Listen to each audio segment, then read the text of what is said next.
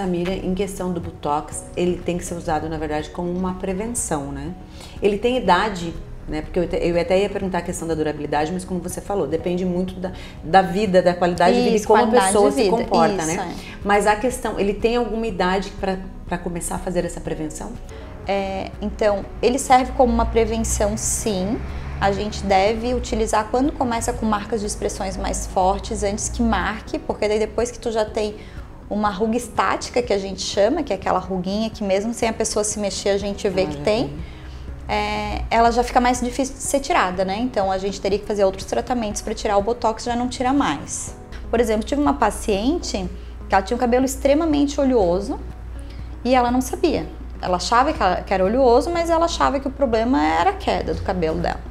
Quando a gente fez a tricoscopia, a gente viu que era extremamente oleoso e esse excesso de oleosidade é que fechava os folículos dela. Então, por isso que o cabelo não conseguia realçar, né? E achou muito bom o resultado em uma semana. Então, não foi o tratamento, só a questão da gente conseguir ajustar a mudança do shampoo que ela estava usando, a gente já conseguiu melhorar muito o resultado final do nosso tratamento. O protetor solar, ele serve, quando a gente está no sol, a gente lembra, né, de passar o protetor solar.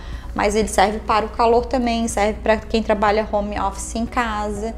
Então é bem importante esses cuidados. São assim o principal: lavar bem o rosto e passar um protetor solar.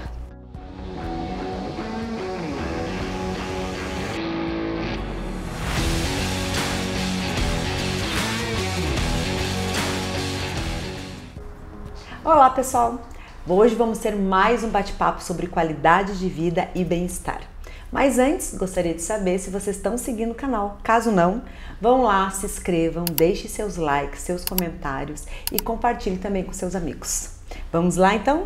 Nosso bate-papo de hoje é com a doutora Samira, bioquímica, farmacêutica, especialista em injetáveis, com MBA em tricologia e cosmetologia. Tudo bem, Samira? Olá, tudo bem? Um prazer enorme estar aqui com vocês hoje. Para nós também é sempre um prazer estar nesse lugar aqui aconchegante conversando com você. Muito obrigada. Mas vamos lá, Samira, nós estamos falando sobre qualidade de vida e bem-estar. Como funciona essa procura dos teus pacientes aqui no consultório? Porque eles vêm geralmente, né, para ficarem mais felizes, mais alegres, mas às vezes lá no fundo, às vezes tem uma dor que traz o paciente procurar você, né? Como funciona? Então, normalmente o paciente chega pensando que quer fazer um botox, ou eu tô com uma queda capilar, daí a gente começa a conversar e fazer a anamnese do paciente e a gente vê que o negócio é muito mais além, né? Então, por exemplo, às vezes aquela queda capilar, claro que é o que a gente vai tratar, é a queda capilar, né? Mas a gente vê que aquela queda capilar tem às vezes um fundo emocional, tem uma outra questão por trás e a gente vai tentando, né? E ao mesmo tempo que a gente vai sanando aquela dor do paciente física, fisiológica junto, a gente vai conversando e ajudando o paciente para ele ser bem acolhido. Em questão da terapia capilar, como funciona? Porque você faz tanto em mulheres quanto em homens, né? Como funciona o processo, né? Os procedimentos? O nosso tratamento capilar é feito tanto no público masculino quanto no feminino. A gente começa com uma análise tricoscópica, que é um microscópio específico para fazer análise capilar. E daí com essa análise a gente vai vendo, por exemplo, tem uma queda capilar porque tem falta de folículo, tem fiozinho areata, e a gente consegue ver ali qual que é o problema do paciente, né? Com esse problema a gente faz um programa para esse paciente, normalmente o tratamento dura de 8 a 10 semanas, e a gente vai intercalando protocolos, a gente faz o microagulhamento, a gente faz a mesoterapia, a gente faz alta frequência, e a gente vai colocando substâncias necessárias para que a gente consiga ter um bom resultado e fazer fortalecimento capilar, fazer aumento de cabelos, diminuir a queda capilar, né? E tudo que o paciente vai precisando. Hoje, Samira, qual é o procedimento que você mais faz aqui? Então, a gente tem os tratamentos sazonais. Normalmente no inverno a gente faz muito microagulhamento facial. Microagulhamento facial, ele, na minha opinião, é um protocolo excelente. Ele tem um baixo custo comparado com outros protocolos e o resultado é maravilhoso. Do mesmo protocolo de microagulhamento facial, a gente consegue atingir vários pacientes. Por exemplo, um paciente que tem melasma, a gente consegue colocar um ativo específico para melasma. Um paciente que tem flacidez, a gente consegue colocar um ativo mais específico para flacidez. para peles mais ressecadas. De acordo com a necessidade, a gente consegue mudar o ativo, mas fazendo o mesmo protocolo do microagulhamento. Na época, agora próximo ao verão, então o pessoal procura muito as lipoenzimas, né? Que são os tratamentos para as gordurinhas localizadas. Ah, sim. Durante o ano todo, o nosso público masculino que mais procura é o tratamento capilar. E o nosso público feminino é muito a toxina botulínica, nosso Botox, sim, né? E muito também o bioestimulador de colágeno, né? Que são, assim, os nossos carros-chefes. A gente falando do microagulhamento, você estava falando que tem uma procura muito questão do melasma, né? Isso. E aí eu até perguntei pra você, em questão da pele, da cor da pele, como funciona? Porque a gente geralmente acha que às vezes a pele negra não tem tanto problema, mas é o que mais tem em questão de melasma. Então, na verdade, a gente tem uma variação de fototipo de 1 a 5, né? Peles mais clarinhas, fototipo 1 e 2, e peles um pouco mais escuras de 3 a 5. É característica de quem tem melasma ter características de fototipo de 3 em diante. Então, quanto a pessoa mais morena, mais tendência a ter o melasma. Já pessoas com fototipo 1 e 2, é raro ter melasma, pode acontecer, mas eles acabam desenvolvendo outros problemas, como de repente flacidez da pele, alguns outros problemas que são diferentes. A gente estava falando a questão dos meninos, né? Hoje eu acho que os homens, eles estão mais adeptos, né, em questão de cuidar da autoestima, em cuidar da parte estética, né? Eles usam muito Botox, mas também tem aquele cuidado ou receio. E explica que você estava me falando em questão disso, como funciona, porque é diferente do homem para a mulher. Isso, né? Na verdade, assim, ó, o tratamento do Botox, ele é feito individualizado. A gente não pode usar assim, essa é a regrinha do Botox e fazer em todas as pessoas. Cada pessoa tem a sua individualidade. Porém, no público masculino e do público feminino, é uma grande diferença. Por exemplo, né, a marcação de um frontal masculino é completamente diferente do frontal feminino. Então, por exemplo, eu não vou erguer a sobrancelha, né, de um homem, que vai ficar um pouquinho estranho. Às vezes a toxina que eu vou usar tem que ser um pouquinho mais forte, porque a musculatura masculina normalmente é mais forte. Então, às vezes tem que usar um pouco mais de substância para conseguir travar aquela musculatura e ter um resultado melhor. Mas a gente tem visto bastante procedimento masculino, a gente tem atendido bastante os homens que já estão se cuidando por aí. Mais adeptos, né? Bem adeptos. Em questão do Botox, como funciona a análise com o paciente, o procedimento? Porque às vezes realmente tem gente que quer colocar só um detalhe e tem gente que quer aquela expressão mais agressiva, né? Quero já mudar tudo, enfim. Como funciona e qual é realmente o efeito dele? Porque é imediato, a gente quer ver um resultado, né, imediato, mas como é que funciona isso, a tua explicação, esse teu primeiro contato com o paciente? Na verdade, a toxina botulínica, ela é uma enzima, é uma toxina que ela é utilizada para paralisar o músculo, né? Então eu preciso ter uma musculatura sadia naquela região para que eu possa paralisar. Então, se eu tenho uma flacidez, alguma divergência, falta de colágeno, eu não vou conseguir paralisar aquela musculatura como eu deveria. Então, claro que a gente respeita sempre a opinião do paciente. A gente tem que deixar o paciente feliz com o que ele quer, né? Então, tem pacientes que querem erguer mais a sobrancelha, tem pacientes que querem travar mais a glabela, a gente consegue fazer essa necessidade do paciente. Porém, a gente tem que avaliar um todo, né? Às vezes tem pacientes que chegam aqui no consultório, eu quero fazer o Botox porque a minha amiga fez, a sobrancelha dela ficou linda, eu quero ficar igual. E às vezes não é isso, né? A pele não tá boa, a gente precisa antes tratar com um colágeno, preparar aquela pele para que eu tenha um bom resultado. Então, hoje em dia, existem muitas marcas de toxina botulínica.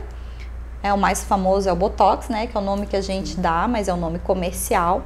E a gente precisa fazer análise desses produtos. Então, por exemplo, se é um paciente que faz mais exercício físico, precisa usar uma toxina um pouco mais forte, para que realmente eu tenha um resultado de 6 meses. Se eu usar uma toxina mais fraca, em 2, 3 meses eu já não vou mais ter resultado nesse meu paciente, né? E a gente tem que fazer outras análises também. Por exemplo, a gente está trabalhando com a fisiologia de uma pessoa. Então, qualquer substância que a gente usa fisiologicamente tem as suas reações, né? Então, tem pacientes que vão ter uma durabilidade maior, tem pacientes que vão ter durabilidade menor. E a gente tem que ir avaliando. Às vezes, o paciente tem uma reação muito boa quando usa uma determinada marca, não teve com a outra, a gente tem que se ajustar nessa questão também. Samira, em questão do Botox, ele tem que ser usado, na verdade, como uma prevenção, né? Ele tem idade né? Porque eu até ia perguntar a questão da durabilidade, mas como você falou, depende muito da vida, da qualidade de vida e como a pessoa se comporta, né? Mas a questão, ele tem alguma idade para começar a fazer essa prevenção? Então, o Botox não tem idade, mas o que a gente vê, assim, quanto antes a pessoa está fazendo o Botox, é mais fácil de causar uma resistência a essa substância. O Botox, como qualquer substância, pode causar uma resistência no nosso organismo. Então, quanto mais eu utilizar, mais fácil de eu causar resistência. Então, às vezes, menininhas novas que ainda não precisam do Botox já estão fazendo e começam a desenvolver essa resistência antes do necessário. Não quer dizer que eu usar o Botox por muito tempo, eu vou ter resistência. Tem pacientes que no primeiro uso já causam uma resistência, como tem pacientes que já usam há muitos anos e nunca tiveram resistência. Então, ele serve como uma prevenção, sim. A gente deve utilizar quando começa com marcas de expressões mais fortes, antes que marque, porque daí depois que tu já tem uma ruga estática, que a gente chama, que é aquela ruguinha que mesmo sem a pessoa se mexer a gente vê que tem, ela já fica mais difícil de ser tirada, né? Então, a gente teria que fazer outros tratamentos para tirar o Botox, já não tira mais. Eu vejo que aqui agora tu tá com um ambiente novo, muito acolhedor, muito gostoso, e com certeza tu pensa isso na qualidade e no bem-estar do teu paciente, né? Nesse tempo que você está tratando, né, os pacientes, enfim, tem algo assim que realmente te marcou, algum relato de algum paciente teu? Então, nosso consultório aqui, a gente veio para um consultório novo, pensando na corzinha, no bem-estar de todos os pacientes, atender tanto público masculino quanto feminino, porque a gente tenta individualizar cada paciente, né? A gente, desde a hora que o paciente chega, a gente tenta fazer a melhor acolhida. Na hora que a gente faz a anamnese do paciente, a gente tenta conversar e ver realmente qual que é a necessidade. Às vezes mostrar para o paciente que a necessidade dele não é só aquela que ele quer, né? Que às vezes a gente tem que dar um passinho para trás num protocolo para daí depois avançar, para ter um melhor resultado. Então a gente realmente individualiza cada processo, né? Mas tem alguns pacientes, aliás, a maioria dos meus pacientes viram amigos, né? São pacientes que a gente leva assim para sempre no coração. Mas tem alguns pacientes que a gente nota que a gente faz um bem maior, digamos assim, né? Então, por exemplo, claro que tem pacientes que vieram, ficaram super felizes, fizeram o seu tratamento, voltam daqui 6 meses para fazer um novo tratamento, né? Mas tem pacientes que a gente vê que a autoestima deles estava muito baixa e que a gente conseguiu levantar, às vezes assim, com um atendimento um pouco mais carinhoso, com um protocolo legal que fez o paciente ver que aquilo ali é uma coisa momentânea, que vai melhorar. Então, já tive pacientes que tiveram um câncer de mama, tinha uma marquinha ali no seio, estava muito feio, autoestima baixa. Aí a gente conseguiu tirar aquela marquinha, daí a paciente já volta feliz, é legal de ver isso. Por exemplo, teve o tratamento de um paciente do sexo masculino que veio fazer o tratamento capilar e ele chegou nos primeiros dias de tratamento, realmente ele tinha uma calvície grande, né? E a gente via assim, ele meio cabisbaixo, o ombrinho caído, né? E lá pela 4ª, 5ª sessão ele já estava feliz, já andando até com uma postura mais bonita, assim, se achando, né? E é muito bom a gente poder trazer isso, né? Por exemplo, também teve um outro paciente, 2ª sessão, estava começando a nascer um fiozinho, uma penugenzinha, já estava ali, olha só, tá nascendo. Então, essa satisfação é muito boa. É que a gente acha que só a mulher cuida do cabelo, né? Mas o quão isso é importante para os homens também. E eu vejo nessa questão do tratamento capilar para os homens, eu não sei se é porque a mulher faz tanto tratamento, já tá no salão e faz cabelo e faz escova, né? Mas para os homens muda muito a autoestima deles. É incrível como os homens têm uma autoestima melhorada com o tratamento capilar. E muitos pacientes que chegam aqui meio desacreditados quando começam a ver o resultado. E eu sempre falo assim, depois que acaba o nosso tratamento, esse tratamento, como o cabelo tem um ciclo capilar, a gente vê que o resultado após a última sessão ainda demora uns 3, 4 meses ainda de sessão. A gente vê que eles ficam felizes, eles voltam para fazer as sessões de manutenção muito felizes, é muito bom ver isso. Muito legal. Samira, me diz uma coisa, como funciona o pós, né? O cuidado, como tu direciona o paciente a ele continuar o tratamento ou dependendo como ele deve manter os cuidados em casa? A adesão do paciente no tratamento, como em qualquer área da saúde, é muito importante, né?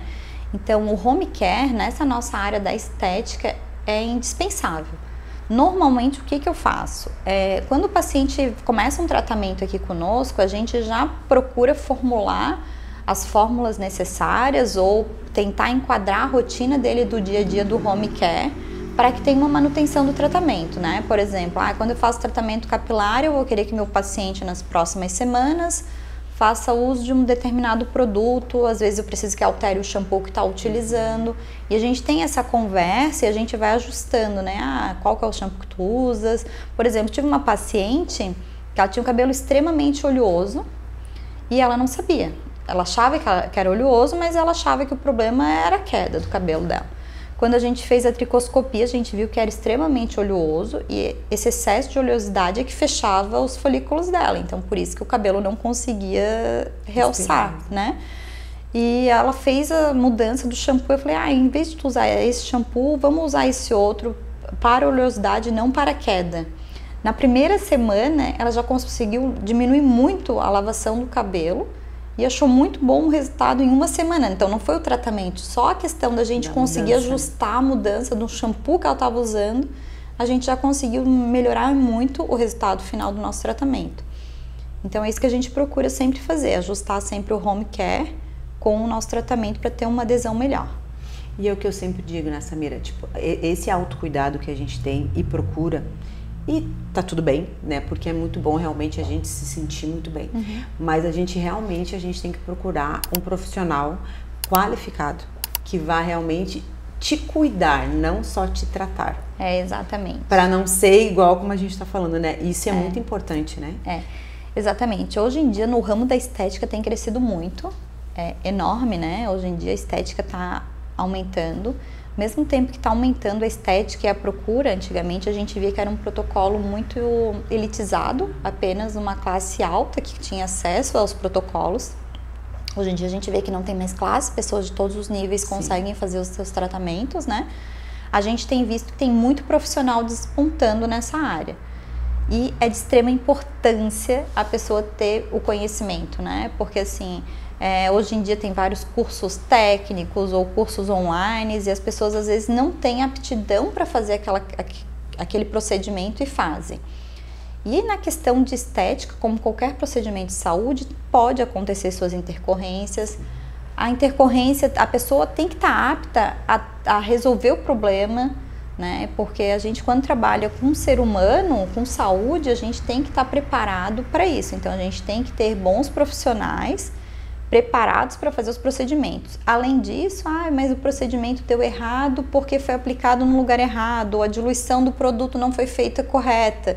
A gente tem visto isso muito na mídia, principalmente, né? O pessoal tem falado de um procedimento que uma pessoa que não tinha certificação para fazer fez. Então a gente tem que cuidar bastante dessa área, porque hoje em dia a pessoa pensa, mas é só um furinho, é só um botox, mas se a gente de repente colocar o botox numa região errada, a gente pode paralisar um músculo muito importante da nossa face ou de outra região, né? Então a gente tem que cuidar bastante.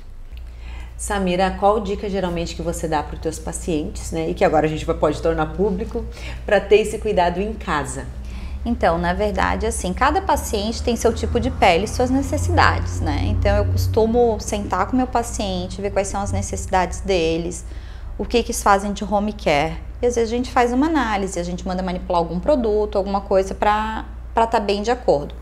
Mas assim, o que é indispensável para qualquer pessoa, independente do tipo de pele, independente do sexo, se é homem, se é mulher, se tem a pele mais madura, um pouco menos, né? Então assim, indispensável nos nossos dias de hoje é todos os dias lavar o rosto com sabonete próprio para o rosto. Eu não tenho um sabonete específico para o rosto.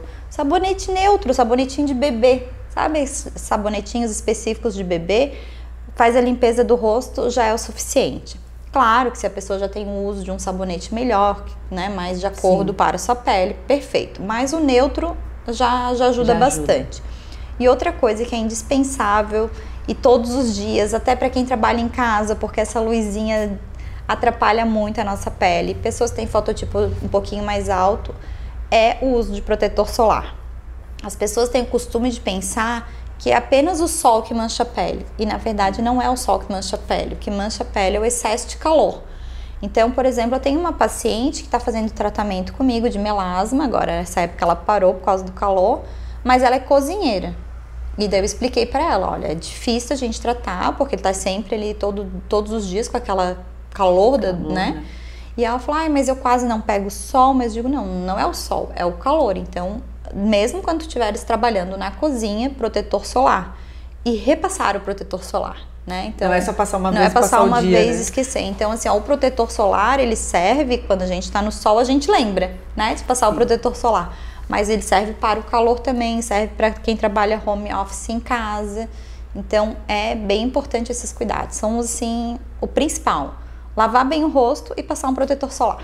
E o que a gente está falando, o protetor solar tem o específico para o rosto e para o corpo. Isso. Né? Porque às vezes a pessoa acaba usando o mesmo para o corpo todo. Exatamente, Na verdade, assim, o ideal seria a pessoa fazer uma análise, né? Porque as pessoas que têm um problema de oleosidade da pele deveriam usar um protetor solar com oil free.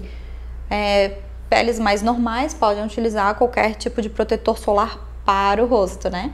Então, porque normalmente a nossa pele do rosto é mais sensível do que a pele do corpo, então a gente precisa usar um protetor mais de acordo e normalmente fator de proteção de 50 para cima no rosto, independente do fototipo. Ah, isso eu não sabia, eu pensei que era eu ia mais pela idade ou pela cor da pele.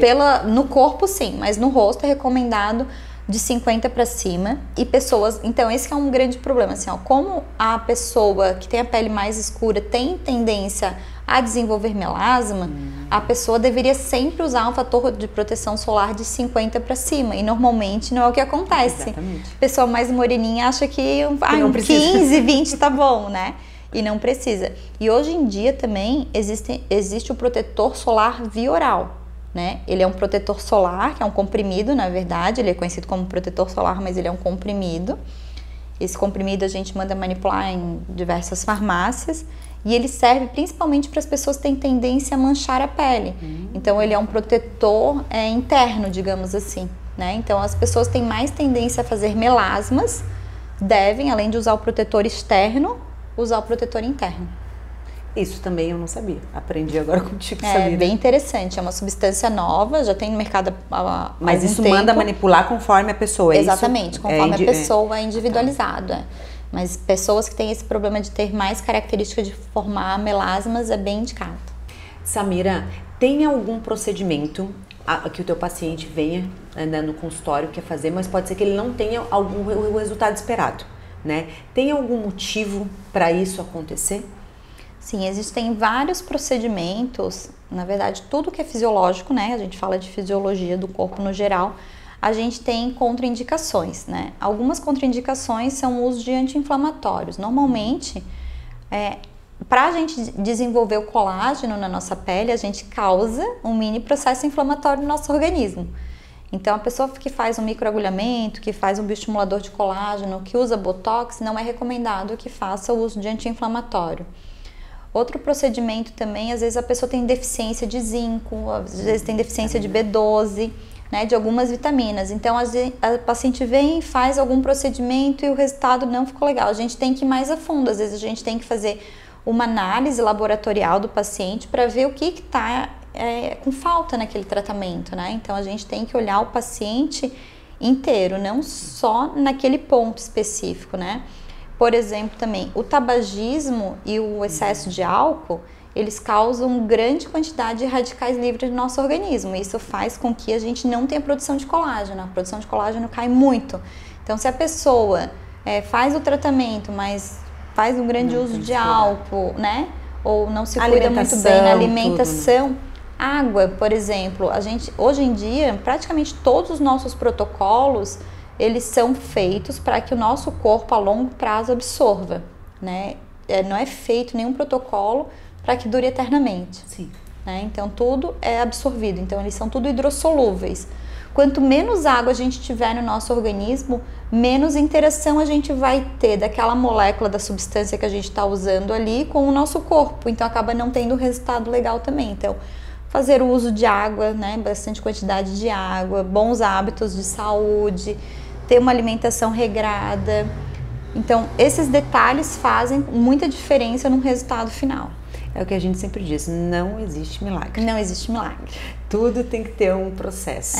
Tudo é um processo. Raros os procedimentos a gente faz que vai ter um resultado do dia para a noite, né?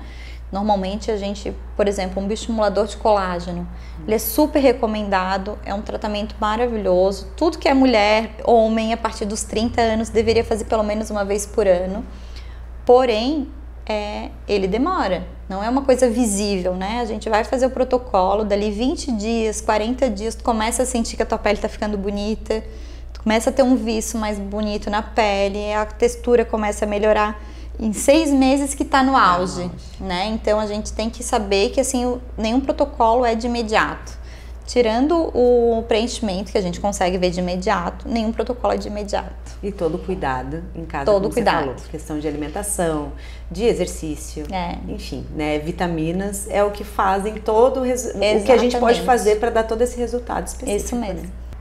Samira, tem algum tipo de procedimento que é indicado conforme a estação do ano?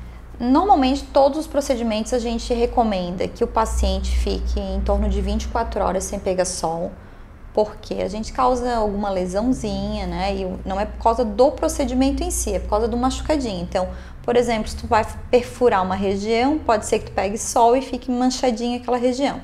Então, a gente recomenda que o paciente não pegue sol. Quando a gente faz algum tratamento capilar, por exemplo, eu faço um microagulhamento capilar. Eu peço que o meu paciente, nas 24 horas seguintes, não tome banho de piscina, não vá ao mar. Por quê? Porque tem mini lesões capilares e isso pode acontecer, é raro, mas pode acontecer que de repente tenha alguma coisa no mar ou na água e infecte o meu paciente, né? Então a gente tem esses cuidados. Porém, o microagulhamento, que é um procedimento que eu adoro, cada vez eu gosto mais, porque os resultados são muito bons. Mas ele dói, não dói? Não dói. A gente faz aqui sem dor nenhuma. Perfeito. Na verdade tem esse mito, tá? O microagulhamento, ele é um procedimento minimamente invasivo. A gente aqui faz com uma canetinha, a gente não faz com roller, a gente faz com uma canetinha chamada Dermapen. E nessa Dermapen a gente usa uma ponteirinha. Nessa ponteirinha a gente tem um número de agulhas, a gente anestesia o paciente e faz mini lesões na pele. Porém, como a gente vai usar ativos eficazes para cada tratamento, eu não preciso machucar o meu paciente para que eu tenha um bom resultado. Então, às vezes, o que a gente vê é pacientes que já fizeram no passado ou fizeram com roller. Inclusive, o roller, um tempo atrás, foi proibido a venda pela Anvisa, porque ele estava sendo indiscriminadamente usado por qualquer pessoa. Hoje em dia pode-se usar, né? Mas eu não uso. Essa canetinha, ela faz essas mini lesões e eu consigo colocar um ativo potente para o efeito do meu paciente. Então, eu não preciso machucar o meu paciente para ter esse efeito. O que acontece? Às vezes, algumas pessoas, algum profissional não consegue ter acesso a produtos mais profundos, digamos assim, mais potentes.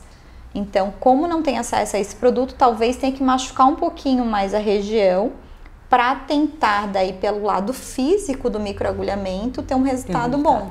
Entendi.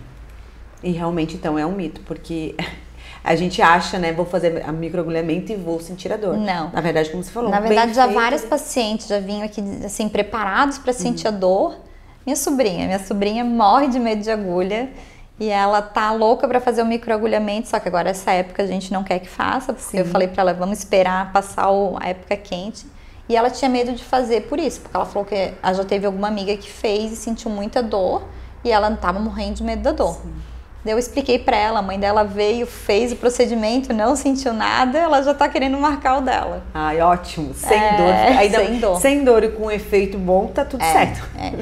O microagulhamento, ele é muito legal porque a gente consegue, num protocolo, ver a necessidade do paciente. Então, por exemplo, eu consigo colocar um DMAI para fortalecer a pele, eu consigo colocar uma niacinamida para tirar, de repente, um pouquinho de mancha, um glucolactona, que vai tirar a mancha da pele. Então, eu consigo ver o que eu preciso colocar na pele daquele meu paciente fazendo um único protocolo. Além disso, como a gente causa essas mini lesões na pele, a gente faz uma estimulação de colágeno. O nosso próprio organismo desenvolve na cascata sanguínea a produção do colágeno. Então, é um processo fisiológico. Então, a gente usa o processo físico, que é a partezinha da gente machucar a pele, com o processo químico, que é a substância que eu uso, e o fisiológico do nosso organismo. Então a gente tem excelentes resultados. Samira, muito obrigada pela nossa conversa. Muito obrigada, foi um prazer enorme. Bom conversar contigo. É muito fácil de entender, porque você é bem didática. Então até eu como leiga, né, fica muito fácil. Muito obrigada por nos receber. Só quero agradecer. Estou aqui de portas abertas para quando precisarem. Obrigada, meu amor. Então, pessoal, finalizamos mais um bate-papo hoje. E eu aguardo você lá no nosso canal. Se inscreva, comente, deixe o seu like e também pode comentar quais os assuntos que você gostaria de ver aqui no canal conosco, ok? Até lá!